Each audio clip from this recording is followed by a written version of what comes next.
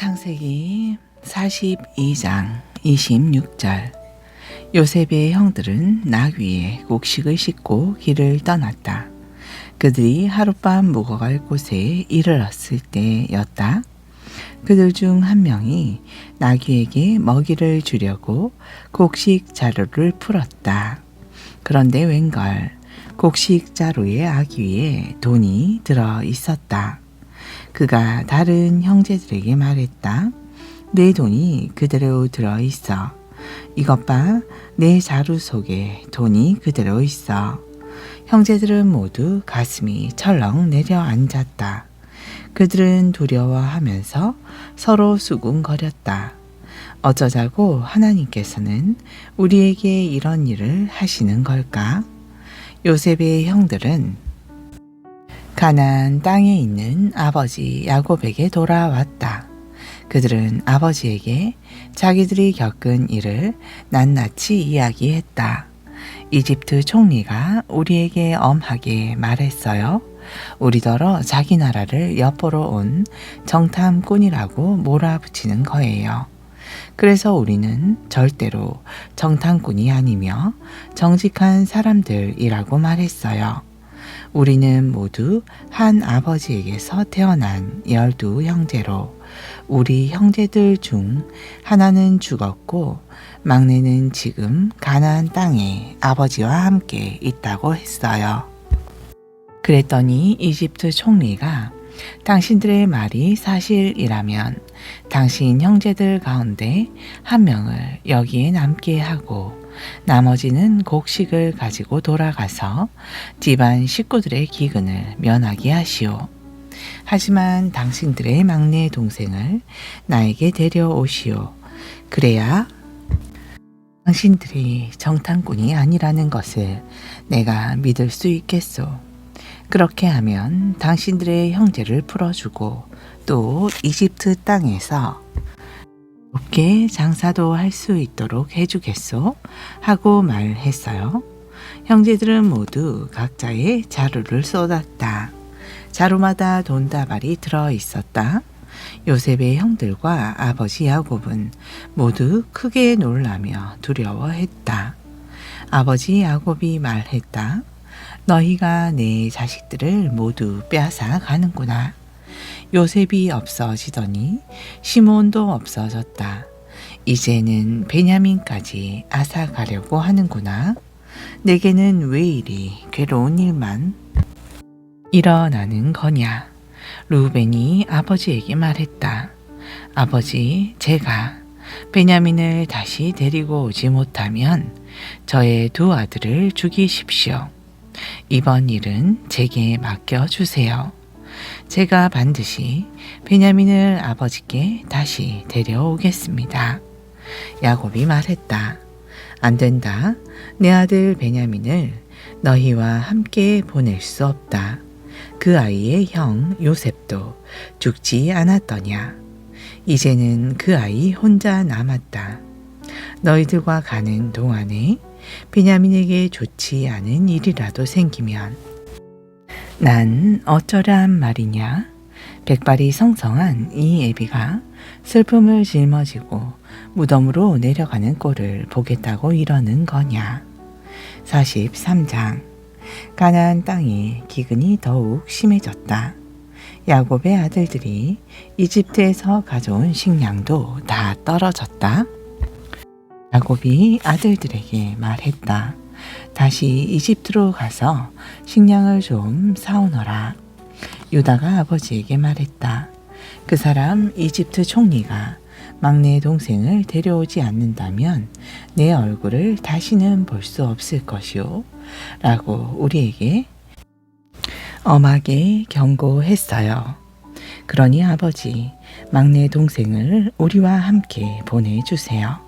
그렇게 하신다면 우리가 이집트에 가서 식량을 사오도록 하겠습니다. 하지만 막내를 보내주지 않으신다면 우린 갈래도 갈 수가 없습니다. 그 사람 이집트 총리는 우리가 막내 동생을 데려오지 않으면 자기 얼굴을 결코 보지 못할 것이라고 경고했어요. 이스라엘이 말했다. 너희가 어쩌자고 동생이 있다는 소리를 그 사람에게 해서 내 마음을 이리도 심란하게 하느냐. 형제들이 대답했다. 그 사람이 당신들의 아버지는 살아계시오. 다른 형제는 없소 하고 우리와 우리 가족 상황에 대해 엄히 캐물었어요. 우리는 그저 그 사람이 묻는 대로 대답할 뿐이에요. 설마 그 사람이 우리에게 막내 동생을 데려오시오 라고 할 줄을 우리가 어찌 알 수 있었겠어요? 유다가 아버지 이스라엘에게 말했다. 막내를 나와 함께 보내주세요. 그러면 당장이라도 이집트로 내려가겠어요. 그래야 아버지와 우리가 우리의 어린 것들이 굶어 죽지 않고 살 수 있을 거예요. 막내는 제가 기필코 보호하겠어요. 그 아이는 제가 책임지겠어요. 만일 제가 그 아이를 다시 아버지께 데려오지 못한다면 그 벌을 제가 평생토록 다 받겠어요. 우리가 지체하지만 않았어도 벌써 2번은 이집트에 다녀왔을 거예요. 마침내 아버지 이스라엘이 아들들에게 말했다. 정이 그래야만 한다면 이렇게 하도록 해라. 너희는 우리 땅에서 나는 가장 좋은 토산물을 가지고 가서 그것들을 이집트 총리에게 선물로 드려라. 유향과 꿀을 조금씩 챙겨가라. 또 향료와 모략과 유향나무 열매와 아몬드도 가지고 가서 그 사람 이집트 총리에게 드려라. 돈은 갑절로 가지고 가라. 지난번 곡식 자루에서 나온 돈은 다시 돌려드려야 한다. 아마도 실수로 그런 일이 생겼을 것이다. 좋다. 너희는 막내 베냐민을 데리고 다시 그 사람을 찾아가라. 전능하신 하나님께서 그 사람 앞에서 너희에게 은혜를 베풀어 주시기를 바랄 뿐이다. 그래서 그 사람이 시므온과 베냐민을 너희와 함께 다시 돌려보내준다면 더 이상 바랄 것이 없다. 내 걱정은 하지 말아라. 자식들을 잃게 된다면 잃어야지. 난들 어쩌겠느냐. 요셉의 형들은 선물을 꾸리고 돈도 전보다 더 갑절이나 준비했다.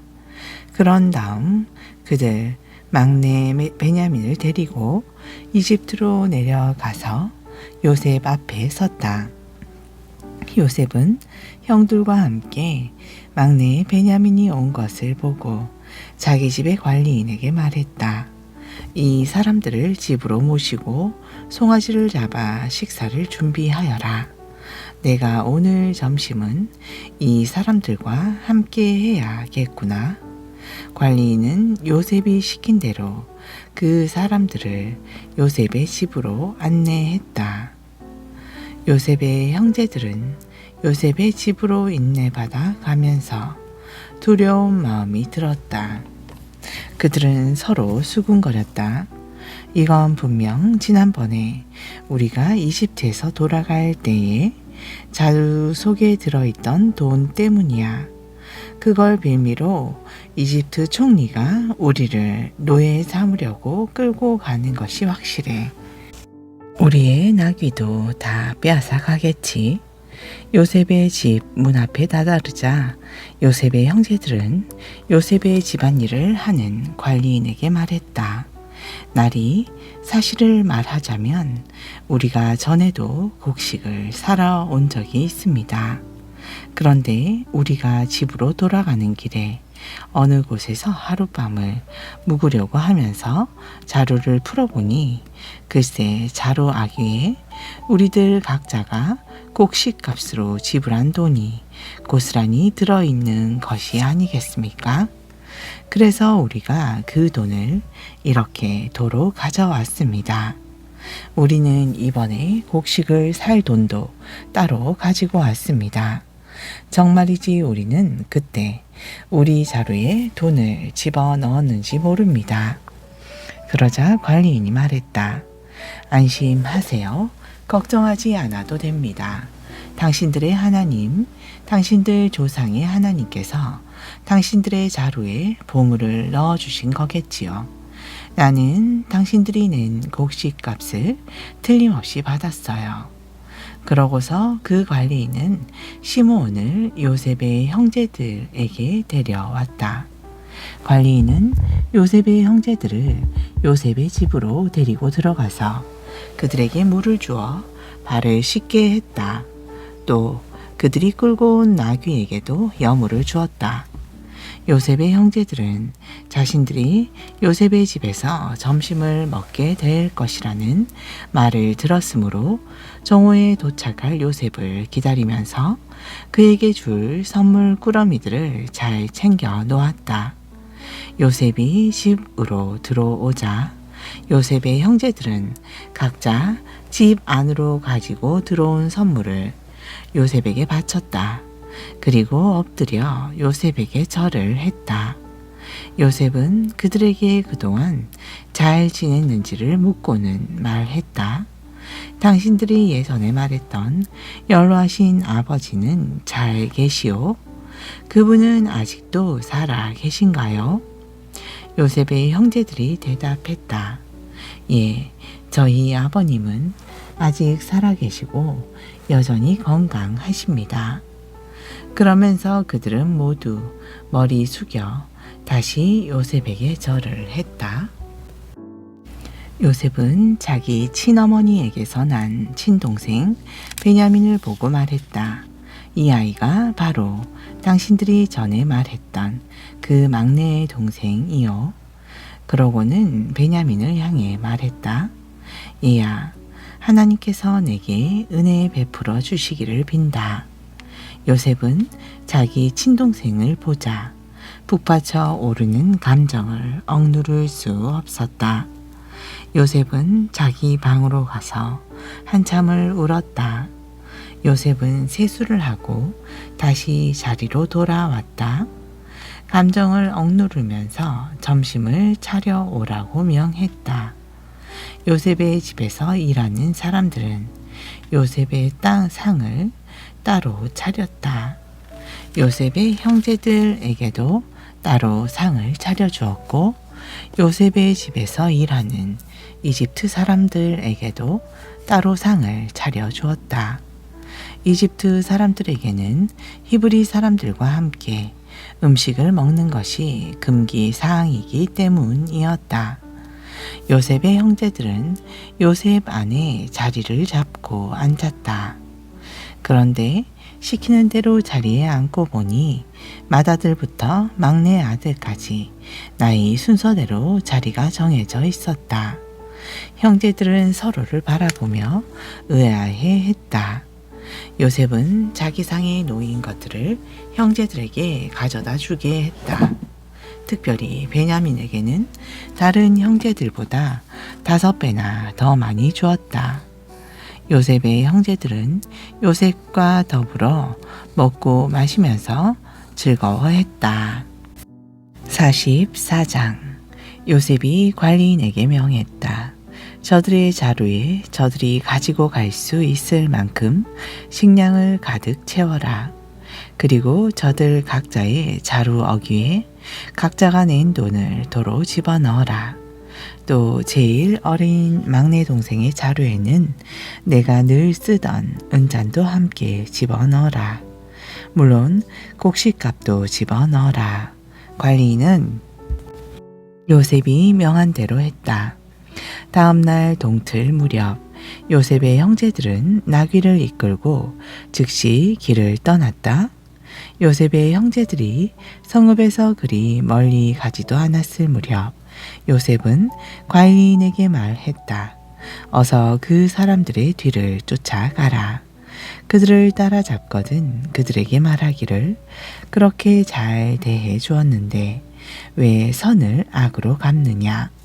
너희는 어쩌자고 우리 주인님이 쓰시는 은잔을 훔쳐갔느냐. 그 은잔은 우리 주인님께서 마실 때도 쓰시고 점을 치실 때도 쓰시는 잔이다. 그런 것을 훔쳐가다니 너희는 정말 못된 놈들이로구나 하고 호통을 치며 다그쳐라. 관리인은 요셉의 형제들을 따라잡고 요셉이 시킨 대로 그들에게 말했다. 그러자 요셉의 형제들이 말했다. 나리, 그게 무슨 말씀입니까? 우리는 맹세코 그런 짓을 하지 않았습니다. 우리는 지난번 곡식 자루에 들어있던 돈까지 가나안 땅에서 나리에게로 도로 가져오지 않았습니까? 그런 우리가 나리의 주인님 댁에서 은이나 금 같은 물건을 훔치다니요. 말도 안 됩니다. 만일 우리 중에서 누구라도 은잔을 가진 사람이 있다면 나리께서 그를 죽여도 좋습니다. 우리 또한 나리님의 종이 되겠습니다. 관리인이 말했다. 그렇다면 당신 말대로 합시다. 은잔이 나오면 그 사람만 내 종으로 삼겠소. 다른 사람들이야 죄가 없으니 가도 좋소. 요셉의 형제들은 짊어지고 있던 자루를 내려놓고는 각자 자루를 묶었던 끈을 풀었다. 관리인은 가장 나이 많은 맏아들의 자루부터 가장 나이 어린 막내 동생의 자루까지 샅샅이 뒤지기 시작했다. 그런데 마지막 베냐민의 자루에서 은잔이 나왔다. 형제들은 슬퍼하며 자기들의 옷을 찢고 울었다. 그들은 각자 나귀에 짐을 싣고 성으로 되돌아왔다. 유다와 그의 형제들이 요셉의 집으로 되돌아왔을 때 요셉은 아직 집에 있었다. 그들은 요셉 앞에 엎드려 절했다. 요셉이 형제들을 향해 말했다. 당신들은 어쩌자고 이런 짓을 저질렀소? 나 같은 사람이 얼마나 점을 잘 치는지 알지 못했단 말이오. 유다가 말했다. 저희는 주인님께 드릴 말씀이 없습니다. 저희가 무슨 말씀을 드릴 수 있겠습니까? 저희가 그런 죄를 저지르지 않았다는 것을 어떻게 증명할 수 있겠습니까? 하나님께서 저희의 죄를 이렇게 들추어내시니 우리 모두 주인님의 종이 되겠습니다. 은잔이 나온 막내뿐만 아니라 우리 모두가 주인님의 종이 되겠습니다. 요셉이 말했다. 아니요, 그럴 필요까지 없어. 나는 내 은잔을 가져간 사람만 내 종으로 삼겠소. 다른 사람들은 집으로 돌아가시오. 당신들의 부친에게 걱정을 끼쳐드리지 마시오. 유다가 요셉에게 다가가 애원하였다. 총리 각하, 부탁입니다. 제게 각하께 조용히 드릴 말씀이 있습니다. 제발 노하지 마시고 제 청을 들어주십시오. 총리 각하께서는 파라오와도 같이 높으신 분이 아니십니까? 각하께서는 지난번 저희에게 당신들에게는 아버지나 형제가 계시오? 하고 물으셨습니다. 그때 우리는 각하께 예, 연로하신 아버님이 계시고 그 부친께서 늙음하게 얻은 아이도 하나 있습니다. 그 아이 베냐민에게는 어머니가 같은 친형이 하나 있었지만 그 친형은 죽었습니다. 이제 그 아이의 엄마에게서 난 자식은 그 아이 하나뿐입니다. 그래서 아버님은 그 아이를 몹시 사랑하십니다. 하고 말씀드렸습니다. 그러자 각하께서는 각하의 눈으로 직접 그 아이를 봐야겠다고 하시면서 그 아이를 이리로 데려오라고 말씀하셨습니다. 그래서 우리는 각하께 그 아이는 아버님 곁을 떠날 수 없습니다. 그 아이를 아버님 곁에서 떨어뜨려 놓으신다면 아버님께서는 돌아가시고 말 것입니다. 하고 말씀드렸습니다. 그래도 총리 각하께서는 그 아이를 이리로 데려오지 않는다면 다시는 내 얼굴을 보지 못하게 될 것이요 하고 엄하게 말씀하셨습니다. 우리는 다시 아버님이 계신 곳으로 돌아갔습니다. 그리고 총리각하께서 하신 말씀을 전부 아버님께 전해드렸습니다. 얼마 후 아버님께서 저희에게 이집트에 다시 가서 식량을 좀 사오라고 하셨습니다. 우리는 말했습니다. 아버지, 저희는 갈 수 없습니다. 저희가 막내를 데려가지 않고서는 이집트에 갈 수가 없습니다. 막내를 데려가지 않으면 우리는 이집트 총리를 다시 만날 수 없기 때문입니다. 그러자 아버지께서 우리에게 너희도 잘 알다시피 그 아이의 엄마가 낳은 아들은 둘뿐이다.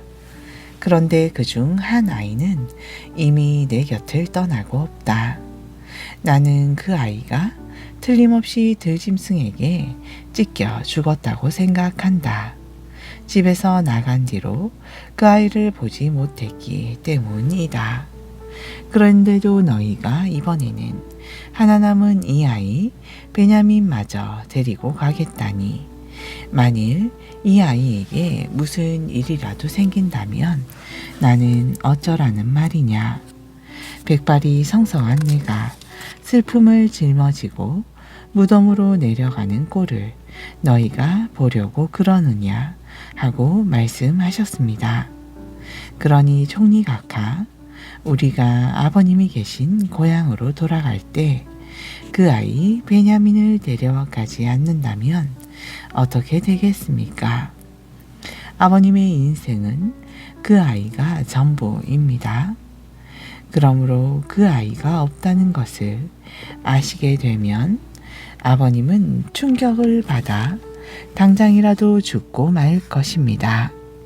그렇게 되면 우리는 결국 백발이 성성한 아버님에게 큰 슬픔을 안겨드려 그분을 무덤으로 내려보낸 꼴이 되고 맙니다. 저는 아버님께 제가 베냐민을 책임지고 다시 데려오겠습니다. 만일 그렇게 하지 못한다면 제가 그 벌을 죽을 때까지 달게 받겠습니다. 하고 분명히 말씀드렸습니다. 총리각하님, 제발 부탁입니다. 제가 막내 동생을 대신하여 총리각하의 종이 되겠습니다. 그러니 총리각하께서는 제발 이 아들만은 꼭 집으로 돌아가게 해 주십시오. 이 아이는 놔두고 어떻게 우리만 아버님께 돌아갈 수 있겠습니까? 저는 아버님께 닥칠 끔찍한 일이 두려워 차마 보지 못하게 했습니다. 아멘. 약전서 마가복음 9장 35절. 예수께서는 그 지역의 모든 도시와 마을을 두루 다니시며 유대인의 회당에서 가르치시고 하늘나라의 기쁜 소식을 선포하셨다. 그러면서 온갖 병에 걸린 사람들을 다 고쳐주셨다. 예수께서는 또 모여든 사람들을 보시고 늘 불쌍히 여기셨다. 그들은 마치 목자 없는 양처럼 어디로 가야 할지를 모르는 가엾은 백성들이었기 때문이었다. 그래서 예수께서 제자들에게 말씀하셨다. 추수할 것은 많은데 일꾼들은 턱없이 부족하구나. 그러니 너희는 주인에게 요청하여 추수할 일꾼들을 추수밭으로 보내달라고 하여라.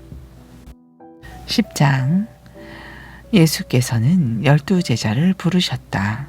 그런 후 그들에게 더러운 귀신을 쫓아내는 권세와 온갖 질병 및 병약한 사람들을 고칠 수 있는 능력을 주셨다.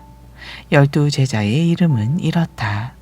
베드로라고도 불리는 시몬, 베드로의 동생 안드레, 세베대의 아들 야고보, 야고보의 동생 요한, 빌립, 바돌로메, 도마, 세리 마테, 알페오의 아들 야고보, 다데오, 가나안 사람 시몬, 그리고 예수를 팔아넘긴 가룟 유다. 예수께서 전도를 위해 12제자를 보내시면서 이렇게 분부하셨다. 이방인이나 사마리아 사람들이 사는 곳에는 가지 말고 오직 이스라엘 집에 길 잃은 양떼에게로 가라.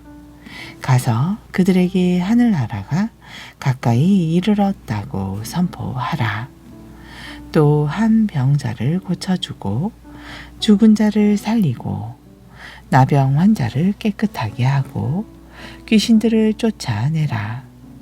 너희가 거저 받았으니 거저 주어라. 돈은 한 푼도 가지지 말아라. 식량 자루나 여벌의 옷이나 신발이나 지팡이도 가지고 가지 말라. 일꾼은 마땅히 자기가 먹을 것을 얻을 자격이 있다. 어떤 도시나 마을에 가든지 우선 그곳에서 머물기에 합당한 사람을 찾아내어 다음 마을로 떠날 때까지 그 집에 묵도록 하여라. 너희가 그 집에 묵게 될 때는 평안을 빌고 축복해 주어라. 그 집이 복을 받을 만하면 너희가 비는 복을 받을 것이고 그렇지 못하면 그 복이 너희에게 되돌아올 것이다. 어느 마을이나 집이든 너희 말을 받아들이지 않거든 그곳을 떠날 때 탈탈 먼지를 털어버려라. 내가 진정으로 말한다. 심판날에 소돔과 고모라보다 그 마을이 더 혹독한 벌을 받을 것이다. 내가 너희를 보내는 것이 양을 이리떼 가운데로 보내는 것과 같다. 그러므로 너희는 뱀같이 슬기롭게 처신하고 비둘기와 같이 순결하게 행동하라. 사람들을 조심하여라. 너희를 잡아 법정에서 신문하고 회당에서 매질할 사람들이 있을 것이다. 또 너희는 나 때문에 총독들과 왕들 앞에 끌려가 재판을 받게 될 것이다. 그러나 그때가 바로 세상에 나를 증거할 기회다. 너희가 잡혀갔을 때 무엇을 말하고 또 어떻게 말할까 조금도 걱정하지 말아라. 그때 너희가 해야 할 말을 알려주실 분이 계실 것이다. 그때 말하는 이는 너희가 아니라 너희 안에서 말씀하시는 하늘 아버지의 성령이시다. 형제가 형제를 거슬러 죽게 하고 아버지가 아들을 원수처럼 여기게 되고 또 자식이 제 부모를 고발하여 죽게 할 것이다. 나를 믿는다는 이유만으로 사람들이 너희를 미워할 것이다. 그러나 끝까지 참는 사람은 구원을 받을 것이다. 이 동네에서 박해하거든 저 동네로 피하라. 너희가 이스라엘의 모든 동네를 다 돌기 전에 인자가 올 것이다. 제자가 스승보다 더 높지 않고 종이 주인보다 더 높을 수 없다. 제자가 스승만큼 되고 종이 주인만큼 된다면 그것은 기쁜 일이 아니겠느냐. 사람들이 집주인인 나를 바알세불이라고 불렀으니 집 사람들인 너희에게야 얼마나 더 심한 말을 하겠느냐. 그러나 너희는 너희를 위협하는 세상 사람들을 두려워하지 말라. 덮은 것들은 드러나기 마련이고 숨긴 것들도 알려지기 마련이다. 지금 내가 어두운 데서 말하는 것을 너희는 밝은 데서 크게 외치고 내가 너희 귀에 대고 속삭인 말을 너희는 지붕 위에서 소리 높여 외쳐라. 몸을 죽일 수는 있어도 영혼은 죽이지 못하는 사람들을 두려워하지 말라. 오직 몸과 영혼을 모두 지옥에 던져 파멸시킬 수 있는 하나님을 두려워하라. 아멘.